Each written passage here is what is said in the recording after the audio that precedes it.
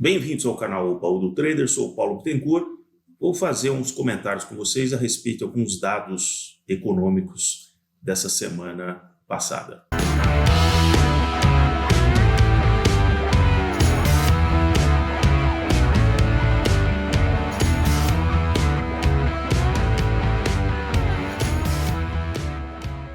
Já aproveitando, peço para quem estiver chegando aqui no canal O Baú do Trader, se inscreva no canal, coloque o sininho para receber as próximas notificações.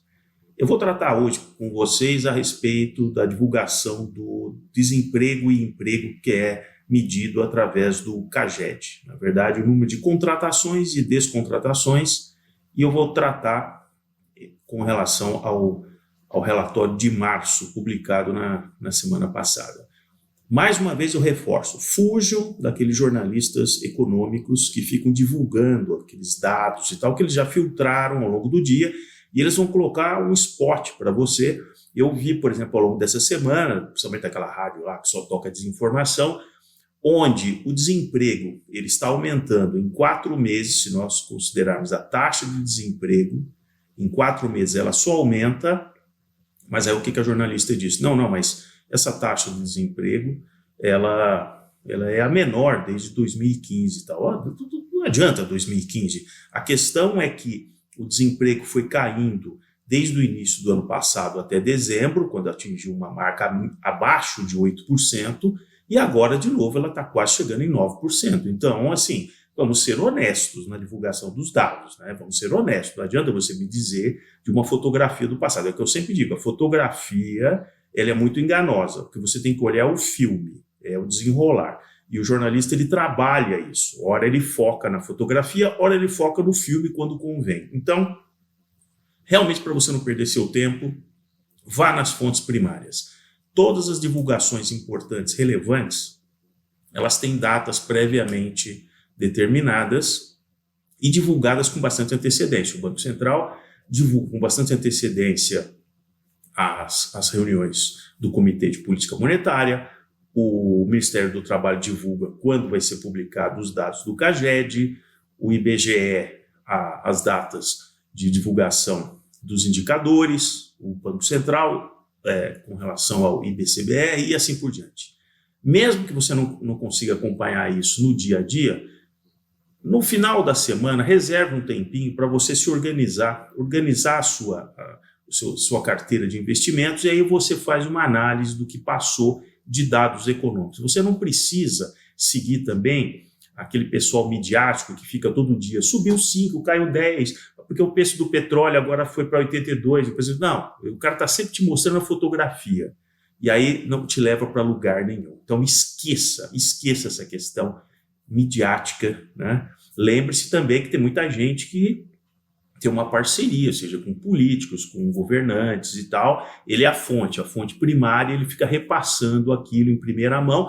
Não é à toa que muitos deles daqui a pouco estão sempre sendo convidados para ser mediadores nesses congressos, seminários, simpósios, grupos empresariais que se reúnem fora do país. Nada contra, o problema é o conflito de interesses. Vocês entendem qual é o conflito de interesse? O cara é um jornalista que faz dados econômicos, que tem uma fonte primária que, de repente, que é o ministro, né? E aí, ao mesmo tempo, ele é convidado para um fórum, isso aqui. Vocês entendem que você está entrando no embromation. Não é a fonte isenta a melhor fonte para você colher as informações, absolutamente. É como eu digo, né? É igual divulgação do setor financeiro.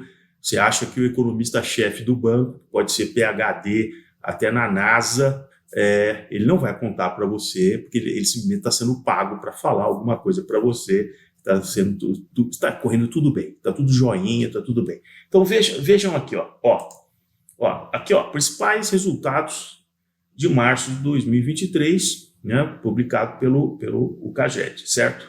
Então vejam, indo aqui para o ponto aqui do final do ano. Isso aqui, do lado esquerdo, é o gráfico das admissões mensais, né? E isso não é simplesmente uma amostra estatística. Esse dado é coletado no e-social, quando a empresa é obrigada a lançar o número de contratações que ela fez naquele mês e assim por diante. Então, vocês vejam isso aqui, ele sai aqui de 1.404.000 aqui em dezembro, vem subindo, 1.900.000 e tal, nós atingimos 2.168.000 agora em março de 2023. Vejam esse ângulo aqui, né? Esse ângulo dessa curva. Isso aqui que nós chamamos é a derivada, né? A taxa de crescimento ou decréscimo em função do tempo, né? E isso é importante, não é a fotografia, é o movimento. Do lado direito, nós vemos o gráfico dos desligamentos. Houve, por exemplo, desde dezembro, uma diminuição aqui no número absoluto de desligamentos, mas a partir aqui de fevereiro, vejo essa inclinação aqui. Compare essa inclinação com a inclinação no mesmo período aqui, ó, de fevereiro para março, ou mesmo se você pegar de janeiro, fizer uma média aqui. Então, o que me preocupa é exatamente essa inclinação. Como a taxa de desligamentos está mais alta, quando eu digo a taxa é a derivada, quer dizer, o número de desligamentos por mês está mais alta do que o número de contratações. Então, é evidente que matematicamente, em algum momento, vai haver um cruzamento. Ou seja, você terá mais desligamentos do que admissões. Por isso que não é à toa que o número nominal da taxa de desemprego nos 4 meses do ano, ele vem mostrando um crescimento. Por quê? Porque a taxa de admissões não está conseguindo compensar a taxa de demissões. E isso o jornalista econômico não vai contar para você. Ele não vai chegar nesse detalhe, ele só vai mostrar a fotografia. Então, e essa é a fonte primária, é a fonte publicada ali pelo Ministério do Trabalho.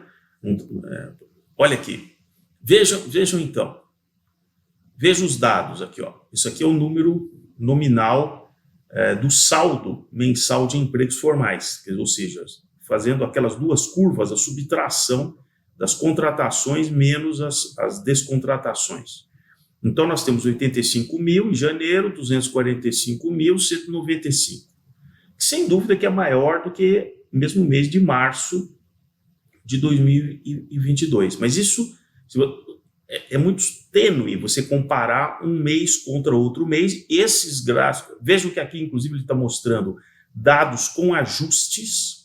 Então, não é verdade, porque eu vi lá uma jornalista dizer, não, é porque no início do ano tem mais descontratações. Não é verdade, como a gente já sabe que no início do ano tem mais descontratações, por isso que o CAGED ele faz o ajuste. Então, não vem com esse papo de que, não, é porque a gente tem medo. Não, isso já está ajustado. Então, assim, isso está levando em consideração, inclusive, esse efeito sazonal, né? Agora, onde que a coisa pega?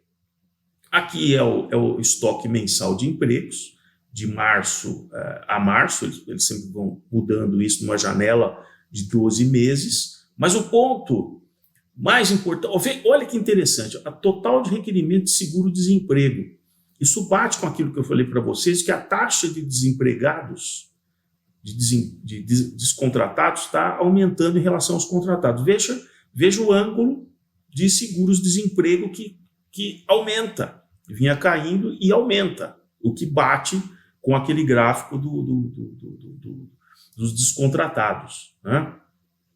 Isso aqui, esse é o ponto que eu falo para vocês, que é mais importante. Você tem que olhar os grandes números. Não adianta ficar olhando na lupa com aquilo que o jornalista vai tentar sempre te puxar para a fotografia que ele quer que você veja e você esqueça o resto, né? Porque o trabalho dele, todo dia ele tem que criar uma coisa lúdica para você.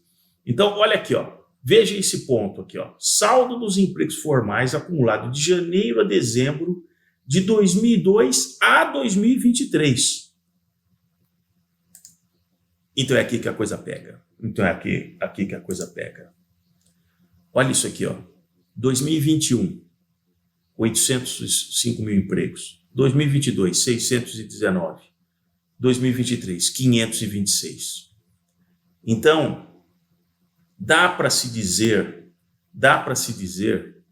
que nós não estamos tendo um aumento do desemprego, da descontratação, e agora será publicado, né, a partir de 1º de maio, um novo salário mínimo, E já estão dizendo que eles vão voltar a adotar uma coisa que deu errado, que é você ir corrigindo o salário mínimo com um ganho real, considerando a inflação e o PIB do ano retrasado.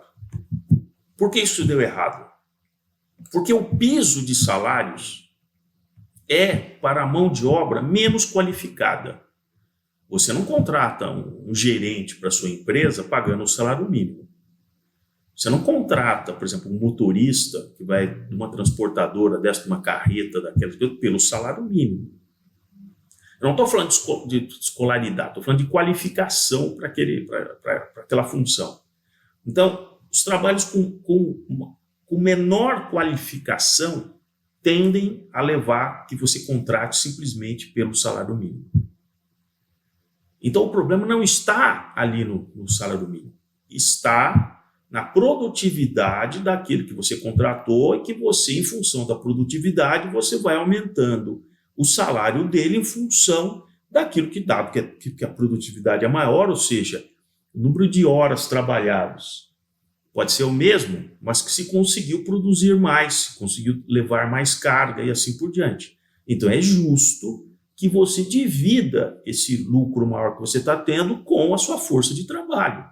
Agora, quando você pega o cara que não tem qualificação nenhuma e você vai elevando o valor real desse salário, você está onerando aquele pessoal que certamente contratou em larga escala um pessoal ali para trabalhar, para fazer uma capinação, como se diz. Vamos capinar esse mato aqui. Aí você contrata o cara por um tempo para fazer aquela capinação e tal do salário mínimo. Se você ia contratar 100, com aumento ao longo do tempo, você vai passar a ter 80. Você não vai absorver isso porque não tem produtividade. O cara não vai conseguir capinar mais metros quadrados por dia. Não vai conseguir fazer lá o meio fio lá que ele está consertando, lá uma sarjeta, fazendo lá o recapeamento. Então, essa política do salário mínimo real levou àquele desemprego no tempo da presidenta Dilma. Ou não? Ou será que não? Né? Quanto mais o salário mínimo ficava mais caro, mais havia o desemprego exatamente para essas categorias. Você não vai desempregar aquele seu bom gerente, o bom motorista, o bom ali o cara que cuida da segurança ali da coisa, porque o cara tem qualificação, você treinou, ele sabe, ele tem um potencial ali, mas assim, mas no chão de fábrica desse pessoal do salário mínimo fica muito caro. E o governo vai dar um tiro no pé de novo, porque ele é o maior pagador de salário mínimo do Brasil. A maior parte das aposentadorias em curso do INSS é um salário mínimo. É um salário mínimo. Então, ele, ao elevar todo ano em termos reais, de onde ele vai tirar esse dinheiro do INSS em termos reais? Vocês têm que lembrar que, em termos reais, significa exatamente que ele está crescendo acima da taxa de inflação e você ainda está colocando um PIB. E quem disse que o governo consegue arrecadar, consegue gerar um excedente acima dessa taxa? E aí a dívida bruta só vai aumentar, certo? Então, é isso que eu queria deixar aqui para vocês. Obrigado para quem assistiu o vídeo até esse ponto. Mais uma vez, se você ainda não se inscreveu aqui no canal Baú do Trader, peço que se inscreva e vamos acompanhar os desdobramentos dessa semana, que teremos aí dados muito interessantes aí para comentar com vocês.